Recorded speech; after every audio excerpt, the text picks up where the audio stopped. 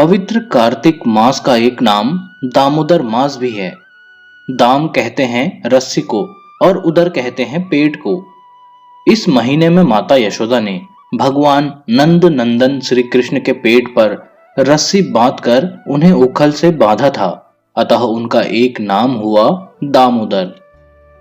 भगवान और उनकी माता के बीच यह लीला कार्तिक के महीने में हुई थी, अतः उस लीला की याद में इस महीने को दामोदर भी कहते हैं। ब्रिज में सुबह सुबह जब गोपियां दही मंथन करती तो उनका यही भाव होता कि नंदलाल ये मक्खन दही खाएं। हमारे कहने पर वो छलिया नटखट नाचता और नन्हे नन्हे हाथों से मक्खन को पकड़ता।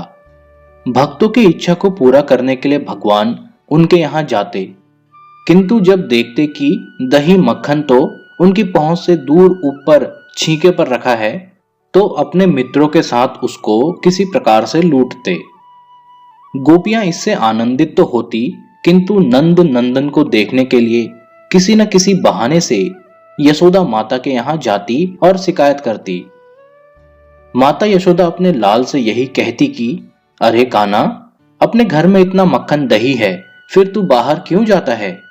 एक दिन माता यशोदा भगवान को दूध पिला रही थी, तभी उन्हें याद आया कि रसोई में दूध चूल्हे पर चढ़ाया हुआ था, अब तक उबल गया होगा।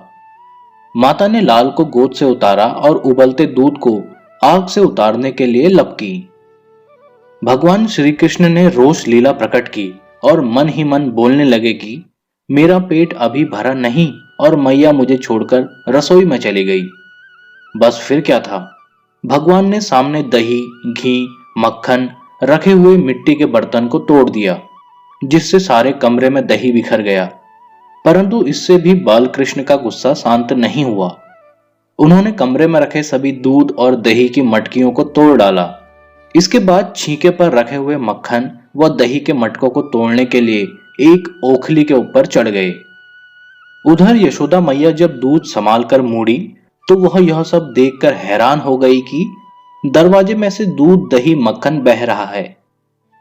माता को देखकर श्री कृष्ण ओखली से कूदकर सरपट भागे। अपने घर में माखन चोरी की श्री कृष्ण की यह पहली लीला थी।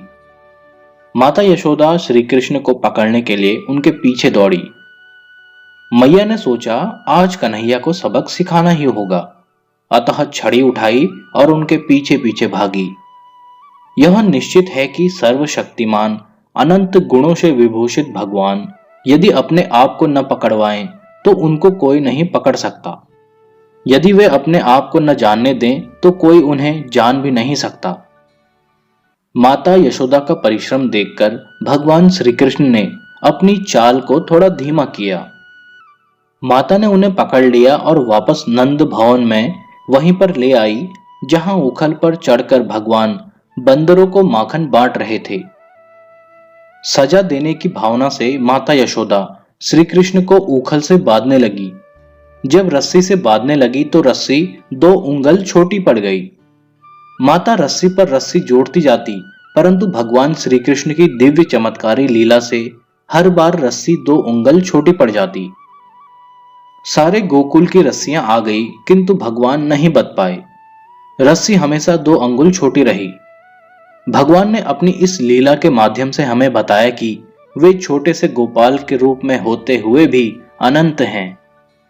अपनी वात्सल्य रस की भक्त माता यशोदा की इच्छा पूरी करने के लिए वे लीला पुरुषोत्तम जब बंधे तो पहली रस्सी से ही बंध गए, बाकी रस्सियों का ढेर यूं ही पड़ा रहा। इस लीला के बाद से ही भगवान श्री कृष्ण का एक नाम हो गया दामोदर। श्रीमद् भागवत की टीका में हर बार रस्सी के 2 अंगुल कम पड़ने का कारण बताते हैं।